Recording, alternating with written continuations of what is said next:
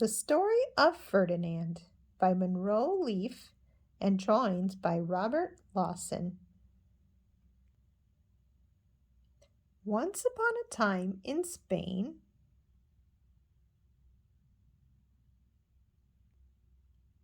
there was a little bull, and his name was Ferdinand.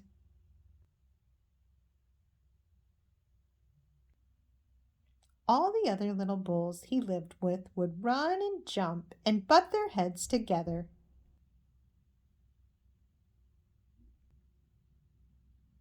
But not Ferdinand.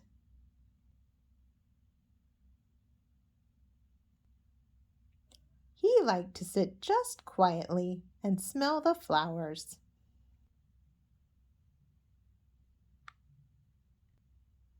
He had a favorite spot out in the pasture under a cork tree.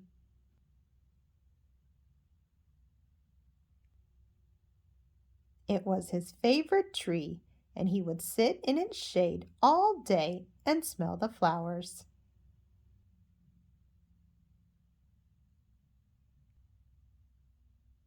Sometimes his mother, who was a cow, would worry about him. She was afraid he would be lonesome all by himself.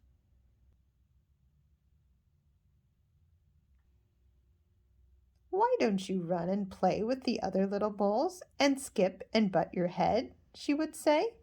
But Ferdinand would shake his head. "I like it better here, where I can just sit quietly and smell the flowers."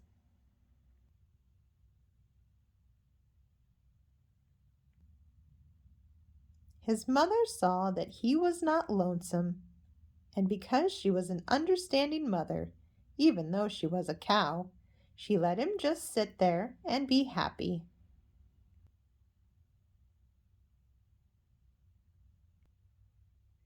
As the years went by, Ferdinand grew and grew until he was very big and strong.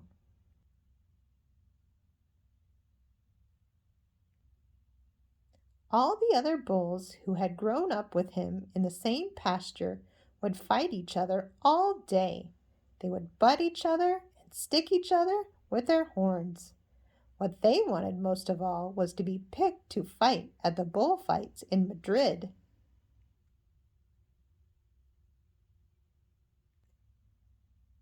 But not Ferdinand. He still liked to sit just quietly under the cork tree and smell the flowers.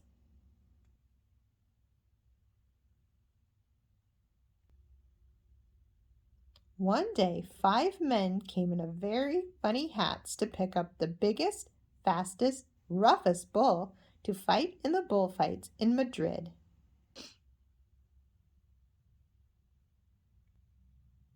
All the other bulls ran around snorting and butting, leaping and jumping, so the men would think that they were very, very strong and fierce and pick them.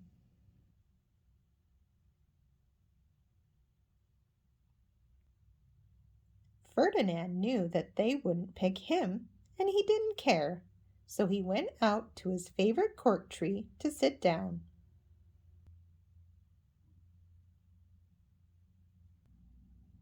He didn't look where he was sitting, and instead of sitting on the nice cool grass in the shade, he sat on a bumblebee.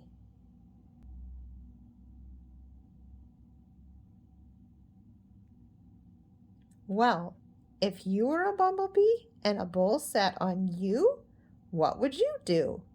You would sting him, and that is just what this bee did to Ferdinand.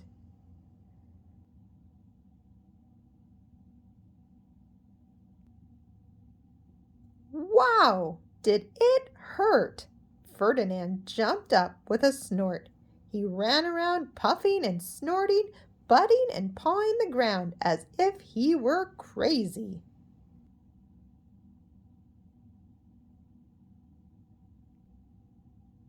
The 5 men saw him, and they all shouted with joy. Here was the largest and fiercest bull of all, just the one for the bullfights in Madrid.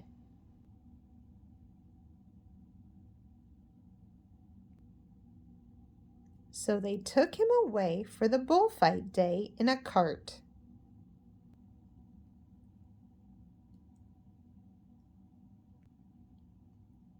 What a day it was! Flags were flying, bands were playing,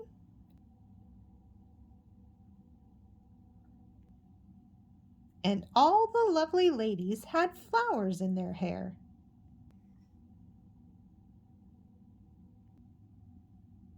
They had a parade into the bull ring.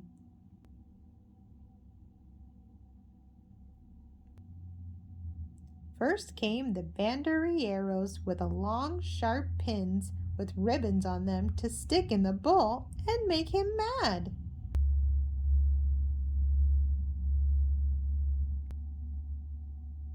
Next came the picadores who rode skinny horses, and they had long spears to stick in the bull and make him madder.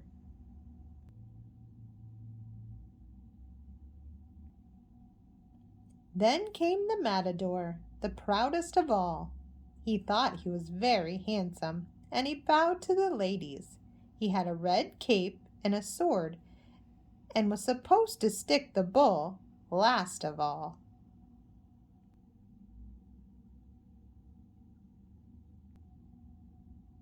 Then came the bull, and you know who that was, don't you? Ferdinand.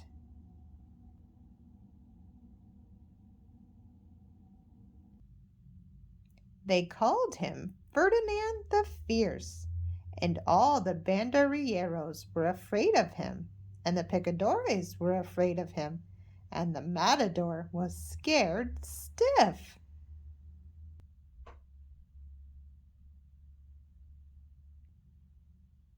Ferdinand ran to the middle of the ring, and everyone shouted and clapped because they thought he was going to fight fiercely and butt and snort and stick his horns around.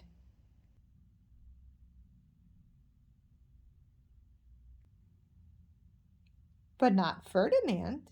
When he got to the middle of the ring, he saw the flowers in all the lovely ladies' hair, and he just sat down quietly and smelled.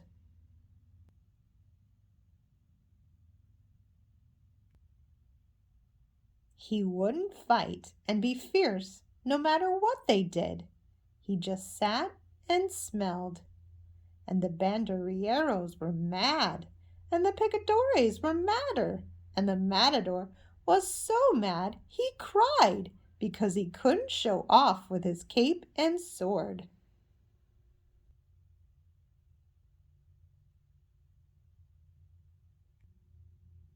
So they had to take Ferdinand home. And for all I know, he is sitting there still, under his favorite cork tree, smelling the flowers just quietly. He is very happy. The end.